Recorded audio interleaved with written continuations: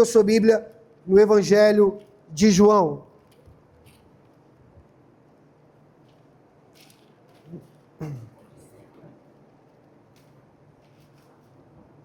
Uma das coisas que eu penso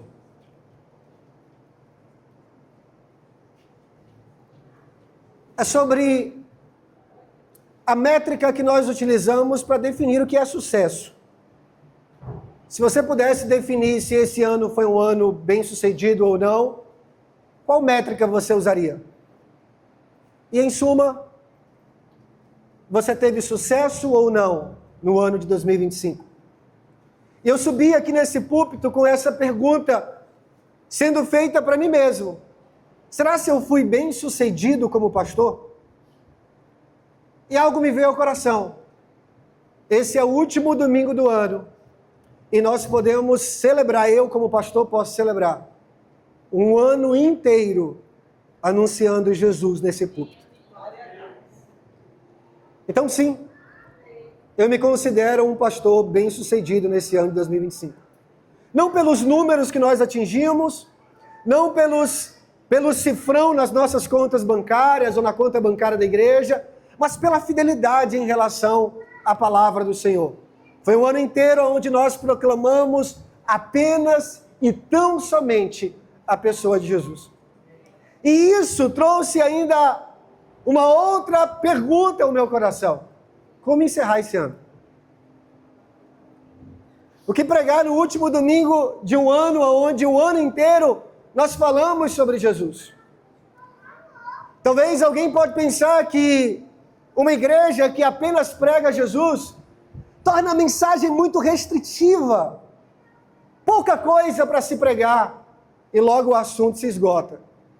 Na verdade, esse é o maior engano da igreja. Pregaríamos por 1 milhão de anos a respeito de Jesus e não esgotaríamos esse assunto. Então vamos terminar o ano falando de Jesus. Amém? Vamos comigo? João capítulo de número 12.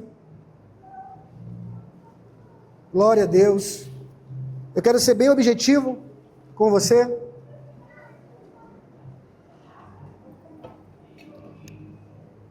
João capítulo 12. Eu quero ler com você a partir do versículo de número 20. Podemos? João 12, versículo 20.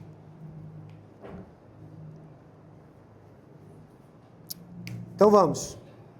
Entre os que tinham ido adorar a Deus na festa da Páscoa, estavam alguns gregos.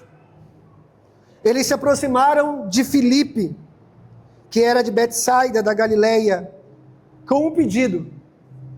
E aqui o meu coração se estacionou. Aqui o meu coração parou, puxou o freio de mão e ficou. Qual é o pedido desses homens? Senhor, queremos ver Jesus. Vamos repetir isso no 3? 1, 2, 3. Senhor, queremos ver Jesus. Dá para ser melhor no 3. 1, 2, 3. Senhor, queremos ver Jesus. Mais alto e mais forte. 1, 2, 3. Senhor, queremos ver Jesus. Filipe foi dizê-lo a André.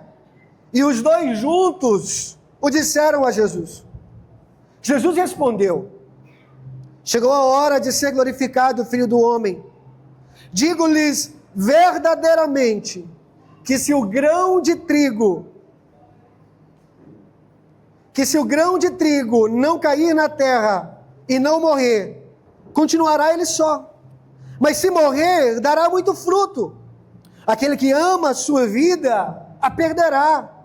Ao passo que aquele que odeia a sua vida neste mundo, a conservará para a vida eterna. Quem me serve, precisa seguir-me. Quem me serve, precisa seguir-me. E onde estou, o meu servo também estará. Aquele que me serve, meu Pai o honrará. Agora meu coração está perturbado. E o que direi? Pai, salva-me desta hora? Não! eu vim exatamente para isto, para esta hora. Pai, glorifica o teu nome. Então veio uma voz dos céus: eu já o glorifiquei, e o glorificarei novamente. A multidão que ali estava e a ouviu, disse que tinha trovejado. Outros disseram que um anjo lhe tinha falado. Jesus disse: esta voz veio por causa de vocês, e não por minha causa. Chegou a hora de ser julgado este mundo. Agora será expulso o príncipe deste mundo, mas eu, quando for levantado da terra, atrairei todos a mim. Ele disse isso para indicar o tipo de morte que haveria de sofrer. A multidão falou: a lei nos ensina que o Cristo permanecerá para sempre. Como pode dizer o Filho do Homem precisa ser levantado? Quem é esse Filho do Homem? Disse-lhes então Jesus: por mais um pouco de tempo, a luz estará entre vocês. Andem enquanto vocês têm a luz, para que as trevas não os surpreendam, pois aquele que anda nas trevas não sabe para onde está indo. Creiam na luz, enquanto vocês a têm, para que se tornem filhos da luz. Terminando de falar, Jesus saiu e ocultou-se deles. Amém. Quero orar com você. Essa é a última palavra da série Boas Novas. E a última boa notícia que eu gostaria de compartilhar é exatamente essa. Pode não ser aquilo que nós queremos. Pode não significar hoje o maior desejo consciente do seu coração. Mas eu lhe afirmo que essa é a maior necessidade de um ser humano. Queremos ver Jesus. Precisamos da ajuda do Espírito Santo agora. Vamos orar. Obrigado, Jesus. Essa é a sua palavra. Essa é a sua igreja, seu povo. E nós precisamos ser alimentados pelo Senhor. Da mesma forma como aqueles que estavam ouvindo Jesus ouviram a voz. Para alguns parecia a voz de trovão, para outros a voz de um anjo, mas estava claro que era a voz do próprio Deus, e é exatamente essa voz que nós necessitamos ouvir aqui nessa noite. Fala conosco, Senhor, no mais íntimo do nosso coração. Encontra um caminho para chegar exatamente naquele lugar onde nós podemos ouvir essa voz pessoal, personificada, ó Deus, singular e única para cada um de nós. Fala conosco, é o que nós pedimos, através da sua palavra, através do seu amado Filho, em nome de Jesus e pelo poder do Espírito Santo. Amém, amém e amém. Queremos ver Jesus. Acho que vocês já me ouviram falando isso, que o Evangelho de João é para mim o Evangelho preferido, o Evangelho que eu mais li no ano de 2025. E é interessante que João, ele tem uma tônica. João tem um objetivo. Ele escreve, e o objetivo de João é falar de um Cristo, de um Jesus que vai ser proclamado não apenas para os judeus. O objetivo de João é falar sobre um Jesus que vai ser proclamado de maneira universal. Judeus e gentios, judeus e não judeus, precisam ouvir a salvação através de Jesus. É por isso que o texto que nós lemos, você não vai encontrar em nenhum outro evangelista.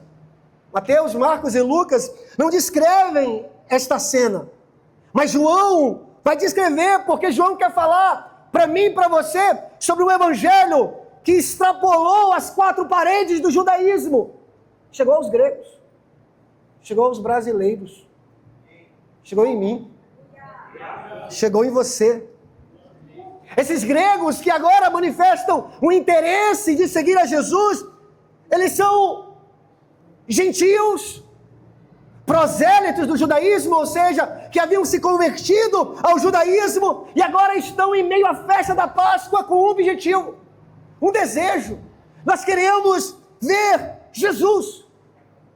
Esse é o objetivo deles. Entenda que eles haviam se convertido ao judaísmo, mas não sabiam quem era Jesus.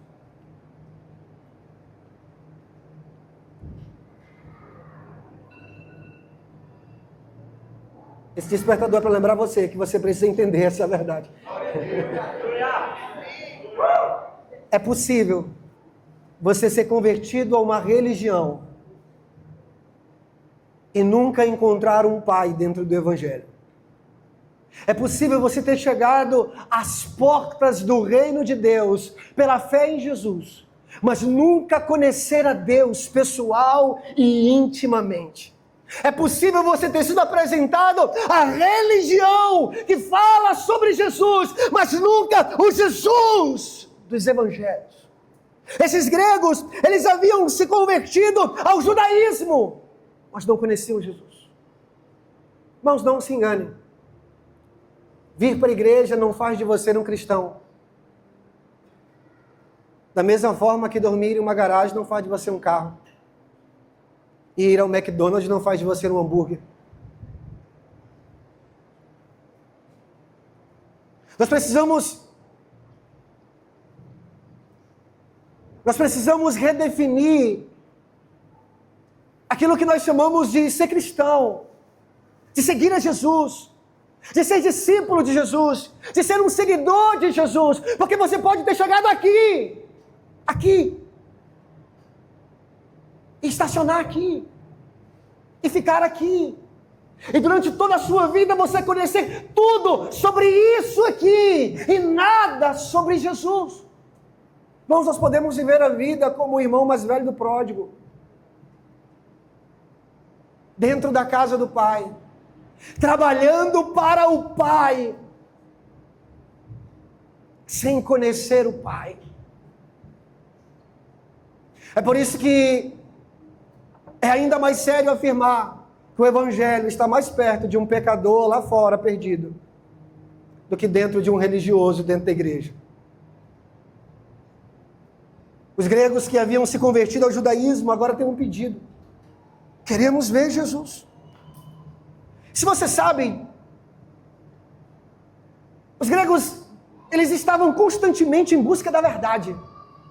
Você estuda um pouquinho, você vai perceber, a Grécia é o berço da filosofia, dos estudos a respeito da origem da humanidade, do telos, ou seja, do fim, do objetivo pelo qual nós fomos criados, e constantemente eles estavam nessa migração de religião, de mestre, de verdades, em busca de uma verdade maior. Só que agora, esses gregos, eles chegam no ponto que eu e você precisamos chegar. Esses gregos agora manifestam um pedido a Filipe: nós queremos ver Jesus. E por quê? Talvez o que seria a resposta mais óbvia é que eles sobem, como os gentios convertidos ao judaísmo, eles sobem para a festa da Páscoa. Eles estão no templo, dentro daquilo que o templo chama de pátio dos gentios, ou seja, era onde qualquer pessoa poderia chegar no templo. O mais próximo de Deus era nesse pátio. Qualquer pessoa poderia chegar nele. Qualquer país, qualquer nacionalidade, qualquer religião poderiam se aproximar de Deus apenas nesse pátio. Só que um dia, esses gregos estão nesse pátio em meio à festa da Páscoa. E tem um judeu, galileu, pegando um chicote, derrubando a mesa dos cambistas. Lembra desse episódio na Páscoa? Virando as mesas, expulsando os vendedores, derrubando as bancas aonde Deus era negociado, o evangelho era vendido, Deus era comprado. Jesus está furioso. Jesus é consumido por um senso de zelo e de paixão pelo seu Pai, que lhe diz: o zelo pela sua casa me consome. Jesus começa a expulsar esses homens. Jesus começa a expulsar os animais e os vendedores, e esses gregos estão ali, provavelmente observando tudo, vendo tudo, e de repente eles estão experimentando um desejo Nós queremos saber quem Ele é. Nós queremos ver Jesus. Talvez tenha sido essa experiência que os primeiros pregadores escoceses decidiram pegar esta afirmação e fixar no púlpito da igreja na Escócia com uma placa de bronze, escrito exatamente isso, apenas visível para o pregador: Senhor, queremos ver Jesus. Depois desse sermão eu decidi estampar um quadro e colocar esse quadro no meu escritório. Senhor, queremos ver Jesus. Senhor, queremos ver Jesus. Não espere nada além disso partindo desse púlpito. Não espere nenhuma outra mensagem partindo desse púlpito. Não espere nenhuma outra pregação, nenhuma outra aplicação, nenhuma outra síntese, nenhuma outra exegese que não chegue na pessoa do Filho de Deus. Porque essa é a nossa missão. Essa é a missão da igreja. Essa é a missão de todo pregador fiel. Anunciar Jesus. Pastor, mas e o meu problema familiar? E o meu problema financeiro? E o meu problema emocional? E o meu problema político, social? Seja lá qual for o seu problema, deixa eu lhe falar, todos os outros problemas, eles vão sair, eles vão ser resultado do principal problema. Nós precisamos de Jesus. Nós carecemos de Jesus. Nós necessitamos de Jesus. Qual é o principal problema da humanidade? Pecado. E qual é a única resposta do Evangelho para o pecado? Jesus. Jesus. Se motivados pela curiosidade, não sei, porque Jesus se tornou uma personalidade nacional, ultrapassando até mesmo as fronteiras da nação. Esses gregos agora se apresentam com um pedido: nós queremos ver Jesus. E nós vemos nesse pedido, irmãos, estampado o real desejo de toda a humanidade, a real necessidade de todo homem, de toda mulher. Nós precisamos de Jesus. Precisamos ver Jesus. Não as caricaturas que nós criamos, não as pinturas fakes que a igreja desenhou a respeito de Jesus. Não, o Jesus real, o Jesus da Bíblia. É por isso que eles rogam. A palavra aqui no original significa implorar, suplicar. Por favor, nós queremos ver Jesus. Escute, abre parênteses. Nós não vemos aqui nenhuma afirmação para crer que nós precisamos interceder a ninguém para chegar até Jesus. Mas nós vamos entender através da Escritura que Deus nos proporcionou alguns meios para nós chegarmos até Ele. Esses homens imploram, insistem, suplicam.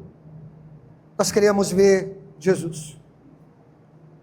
Eu não sei se para esses gregos aqui, a busca pela verdade, a busca pelo conhecimento, que tanto eles haviam empreendido, fracassou, naufragou. Eles buscaram uma verdade, eles buscaram uma resposta e não chegaram a lugar nenhum. Sabe por quê? Porque Jesus é a verdade. Nele estão escondidos todos os tesouros da sabedoria e do conhecimento. Ele é o caminho, a verdade e a vida. Ninguém vem ao Pai a não ser por Ele. Os gregos estavam em busca da verdade. A verdade que eles buscavam naufragou, não trouxe resposta às suas perguntas, e agora eles chegam a um pedido. Nós queremos ver Jesus. Meu sermão hoje é simples. O primeiro ponto dele é exatamente esse. Esse é o grande desejo da alma do ser humano. Ver Jesus. Se relacionar com Deus. Ter comunhão com Ele. Confiar no seu amor. Se deleitar em sua graça. Contemplar as suas belezas. É por isso que o pedido ele é fervoroso. Não sei se eles mesmos haviam percebido a profundidade do pedido. Nós queremos ver Jesus. Não apenas para alimentar a nossa curiosidade. Nós queremos saber quem Ele é. Nós queremos nos relacionar com Ele. Escute. É bem fácil de entender. Existe uma diferença gritante entre aquilo que nós queremos e aquilo que nós precisamos.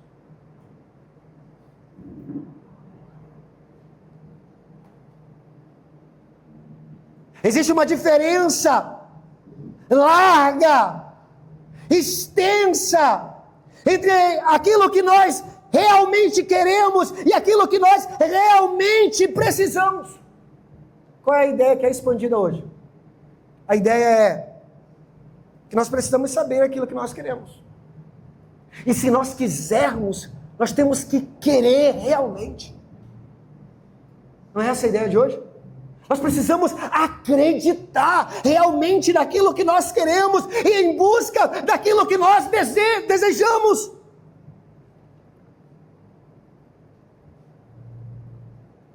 Mas a pergunta que surge, irmãos, é: será se nós realmente sabemos aquilo que nós precisamos? Será se nós realmente sabemos aquilo que nós necessitamos? Será se nós realmente sabemos responder o clamor, a sede e a fome da nossa alma? É interessante porque Jesus, Ele não nos deixa ficar a ver navios sobre isso, a não pensar sobre isso. Constantemente Ele nos leva a pensar sobre isso. Lembra quando João está pregando, João Batista? E os discípulos de João começam a seguir Jesus. E a primeira pergunta de Jesus para os discípulos de João é essa. A primeira pergunta do Evangelho é essa: o que vocês querem? O que é que você quer? O que é que eu quero? Pastor, eu estou na igreja já não fiz o suficiente. Não é essa a pergunta. A questão é: o que você quer aqui? O que é que vocês querem? Essa é a primeira e a pergunta mais importante do discipulado de Jesus. O que é que nós queremos? Lembra quando Jesus encontra com Bartimeu? Jesus encontra um homem cego e parece que a pergunta de Jesus é sem pé nem cabeça. Ele é cego. O que ele precisa? E Jesus olha para ele e pergunta: o que você quer que eu faça? Lembra do paralítico? À beirada do poço, do tanque, que Jesus se aproxima dele e pergunta: você quer realmente ser curado? Aí tem uma história que vai nos ajudar a fazer essa diferença entre aquilo que nós queremos e aquilo que nós precisamos. Jesus está pregando em uma casa, de repente alguém rasga o telhado, 4 amigos descem um paralítico na frente de Jesus. Irmãos, olha para mim aqui. O homem é paralítico. Vou falar bem devagar para você entender. Paralítico. O que ele precisa? Hã? O que ele precisa? Andar. Ser curado. Jesus olha para o homem e diz: seus pecados estão perdoados. Escute. Aquilo que você quer pode ser bem diferente daquilo que você precisa. Talvez você veio para esse culto hoje, o último culto do ano, por desencargo de consciência. Eu não posso perder, eu não posso entrar esse novo ano errado. Eu tenho que ir nesse último culto do ano, porque eu preciso que Deus me abençoe. Eu preciso que Deus faça um milagre na minha vida. Eu preciso que a minha vida tome um outro rumo. Ei, talvez é aquilo que você acha, que você quer. Talvez é aquilo que você pensa, que você deseja. Mas aquilo que nós precisamos é de uma pessoa chamada Jesus.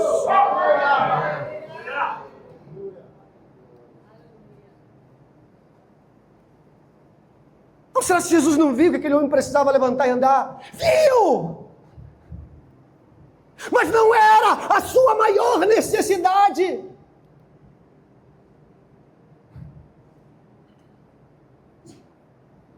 Cuidado com as suas listas de início de ano. Pastor, mas Jesus é o primeiro. Irmão, Jesus não é o primeiro da lista. Jesus precisa ser a lista. Ele não pode ocupar um lugar onde Ele completa as nossas coisas. Ele é Senhor. Talvez nós achamos que nós sabemos aquilo que nós queremos, o que nós realmente queremos. Mas Jesus sabe aquilo que nós realmente precisamos. Jesus sabe aquilo que nós realmente necessitamos. Por que isso é importante, pastor? Porque você nunca vai ter aquilo que você simplesmente deseja. Você vai ter aquilo que você profundamente deseja. Realmente. Sabe? É nisso que você vai imprimir as suas forças, as suas energias, investir os seus recursos, o seu tempo, a sua mente, não é naquilo que você acha que você quer. Talvez você está aqui e você... Poxa, pastor, eu tenho que começar 2026 já perdendo pelo menos 10 quilos. Aí vai terminar 2026 você vai estar com mais 10 quilos. Porque você não vai fazer aquilo que você acha que deseja. Você só vai fazer aquilo que você realmente deseja. É isso que vai mover você. É isso que vai governar a sua vida. É isso que vai dar direção para a sua vida esse ano. Não é aquilo que você pensa, não é aquilo que você planejou, não. É aquilo que você realmente deseja. A Bíblia diz, Mateus capítulo 12, versículo 28. Os judeus, eles têm um desejo. 12, 28.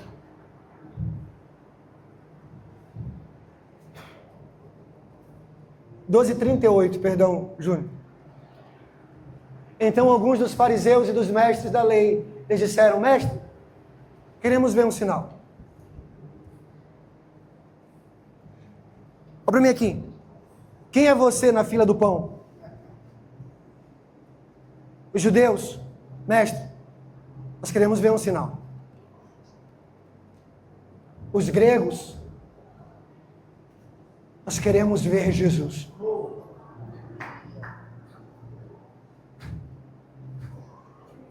Pastor, Jesus faz sinais? Faz. Ele é poderoso para fazer infinitamente mais, além daquilo que nós pedimos ou pensamos, conforme o seu poder que opera em nós.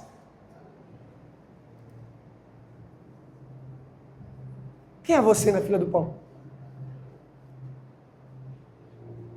Talvez nós estamos lotando as igrejas simplesmente para ver Deus fazer sinais. Os gregos têm um pedido ainda mais profundo. Nós queremos ver Jesus. Olha para mim aqui. Se eu perguntasse pessoalmente para cada um de vocês aqui, o que é que você realmente quer aqui? Presta atenção na pergunta.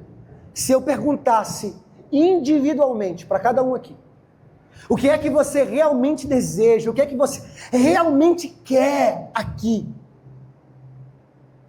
O que é que responderíamos? Abre aqui. Conscientemente, dentro de uma igreja, domingo à noite, o que nós responderíamos? Nós queremos? Vamos lá, nós queremos? Jesus. Segura. Agora imagine comigo. que exista uma sala. E essa sala, nós podemos alcançar o desejo mais íntimo do nosso coração. Mais profundo, mais interno, mais real, mais verdadeira. Nessa sala, o nosso sonho mais profundo vai ser realizado. Nessa sala, nós podemos conseguir aquilo que nós realmente desejamos. E nós temos a oportunidade agora, nesse culto, de entrar nessa sala e ter o desejo mais profundo da nossa vida ser realizado agora. A sala não maqueia, a sala não esconde, a sala revela tudo. Não é aquilo que você diz que quer, que você diz que deseja. Ela sonda seus hábitos, seus comportamentos, aquilo que preenche a sua mente, aquilo que você investe os seus recursos, aquilo que consome o seu tempo, e a sala, não você, define o que você realmente deseja. Eu repetiria a pergunta. O que é que você deseja? O que é que você quer? Ok? Agora entre na sala. Qual seria a resposta?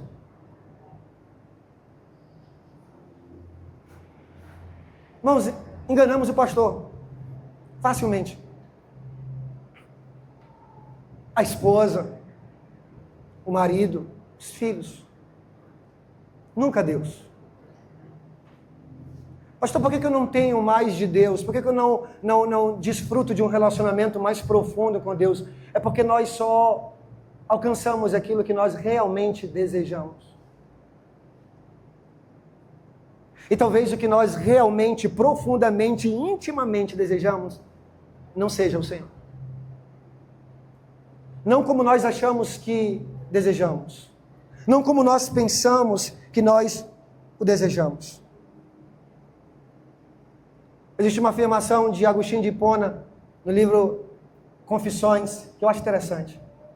Agostinho ele vai falar sobre o Senhor que afeta a nossa consciência, que fere o nosso coração e nos faz amá-lo. E Agostinho ele faz um questionamento. O que nós amamos quando nós amamos a Deus?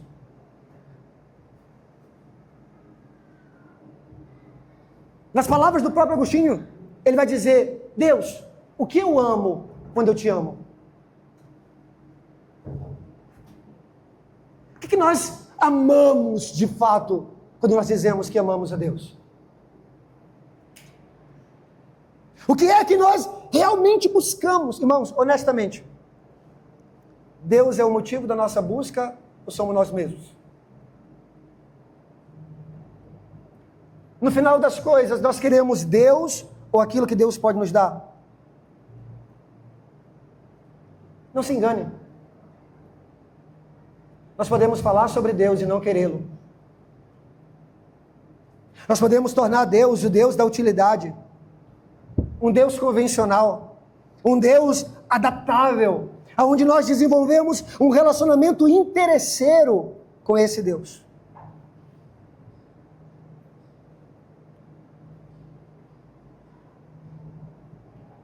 O texto de João revela o desejo mais profundo do ser humano.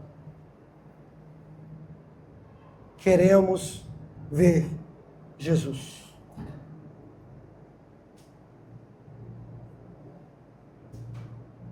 Queremos ver Jesus. Porque essa é a maior necessidade do ser humano. Sabe outra coisa que me parece interessante nesse texto? É que tem um personagem, André. Você já prestou atenção no Evangelho de João? A quantidade de vezes que André aparece levando... Filipe e André. Mas André aqui é o personagem que eu quero destacar. A quantidade de vezes que André aparece levando alguém até Jesus. Coloca para mim, João 1, 40 a 42.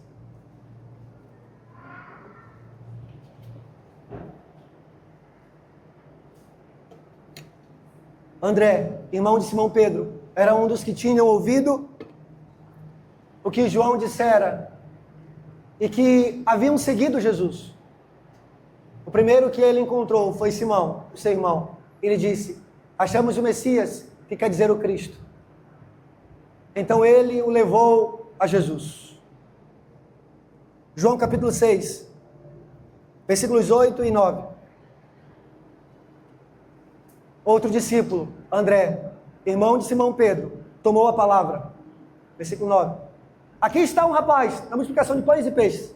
Aqui está um rapaz com 5 pães de cevada e 2 peixinhos. Mas o que é isto para tanta gente? E aqui no capítulo 12, versículo 22, nós temos André levando esses gregos até Jesus. Essa é uma verdade que nós precisamos gravar no nosso coração e nunca mais esquecer. Sempre que alguém estiver procurando por Jesus, essa pessoa vai procurar por um discípulo de Jesus. Sempre que alguém deseja conhecer Jesus, ela vai em busca de um discípulo de Jesus. Por quê, pastor? Porque quando Deus trouxe você, Ele já tinha a intenção de trazer outras pessoas.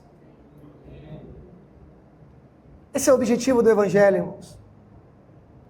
Esse é o objetivo do Evangelho. E o que nós precisamos, pastor? Necessitamos ser parecidos com Jesus. Acho que você já me ouviu contar essa história aqui. O missionário David Livingstone recebeu um chamado para pregar na África. Foi. Perdeu a esposa. Uma febre mortal. Se tornou um profundo estudioso, naturalista, médico, pregador do Evangelho, alcançando tribos e tribos com a pregação do Evangelho. Só que um dia ele morre. E antes de ser levado para o seu país, na Escócia, o coração de Livingstone é arrancado e é plantado aos pés de uma árvore, na tribo aonde ele pregou por anos a fio. O corpo dele é embalsamado, levado para a Escócia, sepultado na abadia de Westminster, e depois de anos, missionários voltaram para o mesmo lugar onde Livingstone havia pregado. E quando eles começaram a anunciar o Cristo, o Jesus das Escrituras, os habitantes daquela região, em uma só voz diziam: nós já o conhecemos. Ele morou aqui entre nós. E o coração dele está sepultado aos pés daquela árvore. Livingstone era tão parecido com Jesus. Era tão parecido com Jesus que um dia alguém o confundiu com o próprio Jesus. Isso era falado a respeito de Spurgeon, o grande pregador, o príncipe dos pregadores. Certa vez, um homem muito empolgado com as pregações de Spurgeon decide levar um amigo para ouvir Spurgeon pregar. E enquanto eles caminhavam em direção à igreja, ele dizia: você precisa ver Spurgeon. Spurgeon é um pregador eloquente. Spurgeon tem uma mensagem esfuziante. A mensagem de Spurgeon é poderosa, é impactante. Você precisa ver Spurgeon. Ele leva o amigo até a igreja. Terminou o culto, eles vão saindo. O amigo olhou para o outro e pergunta: e aí? O que você achou? Você viu Spurgeon? Ele disse: eu vi. Eu vi ele subir na plataforma. Mas depois que ele abriu a Bíblia, eu não o vi mais. Eu só via Jesus. Irmãos, que nós como igreja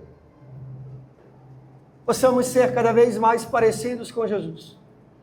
Que ao abrirmos a Bíblia em um púlpito como esse, as pessoas só vejam Jesus e não o pregador. Nós chegarmos nas nossas casas, nos nossos trabalhos, na rua, em qualquer lugar, as pessoas olhem para nós e vejam Jesus. Ninguém precisa nos ver. Mas o mundo tem uma necessidade de ver a Jesus. E eu finalizo com o último apontamento. Quando André e Filipe levam os gregos até Jesus, Jesus começa a descrever como será a sua crucificação. Jesus começa a dar detalhes de como será a sua morte. Jesus vai dizer: é chegada a hora, ou seja, a hora da minha morte. Se o grão de trigo caindo na terra não morrer, a minha alma está angustiada. Vai chegar o momento aonde eu serei levantado da terra. Perceba, alguém está dizendo: queremos ver Jesus. E Jesus está dizendo: olhem para a cruz. Pastor, nós queremos ver Jesus. Jesus só pode ser visto através da cruz do Calvário. Não existe nenhum outro ângulo seguro, nenhuma outra perspectiva verdadeira, nenhuma outra lente confiável, a não ser pelas lentes da cruz. Irmãos, a cruz é um lugar onde a nossa cegueira é curada e Deus é visto. E fora da cruz, o que nós vemos, irmãos, são apenas projeções de Deus. E você vai encontrar muitos Jesus por aí, muitos deuses por aí, muitos Jesuses por aí. Fora da cruz, o Jesus que você acredita não é o Jesus verdadeiro. Fora da cruz, o Jesus que você acredita não é o Jesus real. Fora da cruz, o Jesus que você acredita não é o Jesus do Evangelho. Fora da cruz, o Jesus que você acredita é uma criatura da sua imaginação e não o Deus da Bíblia. Nós só temos uma fonte confiável para ver Jesus: a cruz. Se nós tentarmos ver Jesus sem a cruz, nós podemos conhecer um Deus moldado pelas nossas expectativas, um Deus funcional, útil, eficiente, ajustado aos nossos desejos. Irmãos, a cruz não apenas revela quem Deus é, a cruz crucifica todas as ideias erradas sobre Deus. A cruz revela o Deus verdadeiro e sepulta o Deus falso. Qual é o perigo, pastor? Quando nós nos aproximamos de Jesus sem a cruz, nós minimizamos o pecado e esvaziamos a graça. É por isso que nós precisamos das lentes da cruz. É por isso que nós precisamos de uma visão da cruz. É por isso que nós precisamos olhar Jesus através da cruz. Isso exige mais do que conversão apenas daquilo que nós cremos. Exige conversão daquilo que nós vemos. Por quê, pastor? Porque fora da cruz, Jesus é interessante. Na cruz, Jesus é irresistível. Fora da cruz, Jesus entra na nossa história. Na cruz, Jesus redefine a história.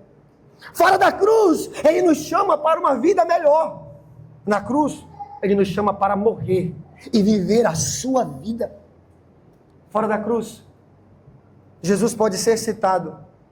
Na cruz, Ele só pode ser confessado. Fora da cruz, Jesus é um exemplo. Na cruz, Ele é o nosso substituto. Fora da cruz, Jesus reflete o homem. Na cruz, Ele revela Deus. Fora da cruz, Jesus é uma opção. Na cruz, Ele é Senhor. Fora da cruz, Jesus é acessório. Na cruz, Ele é absoluto. Fora da cruz, Jesus consola sem confrontar. Na cruz, Ele confronta para salvar. Fora da cruz, Jesus é o meio. Na cruz, Ele é o fim. Fora da cruz, Ele acrescenta algo à vida. Na cruz, Ele se torna a própria vida.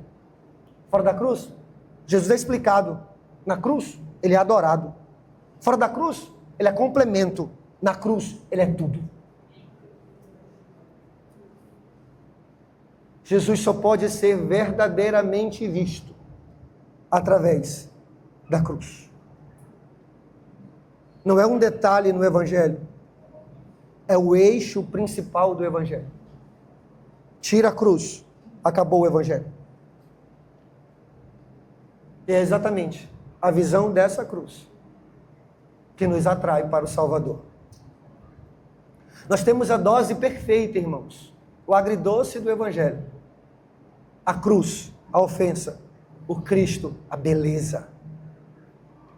A ofensa, nós somos pecadores. A beleza, vinde a mim todos vós que estáis cansados e sobrecarregados, e eu vos aliviarei. É na cruz que nós sentimos o magnetismo do amor do Pai, atraídos pelas belezas e glórias do seu Filho.